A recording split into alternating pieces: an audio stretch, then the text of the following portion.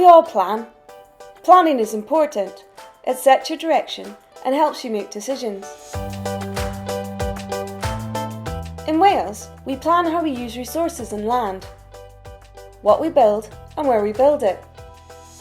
When we create a plan, we think about what will support communities,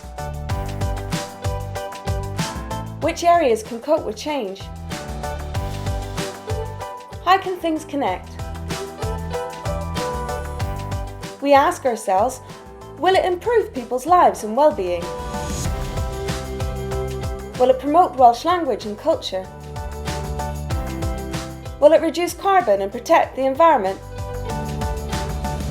We want everyone involved in planning, because when you live in an area, you know what people need and what works.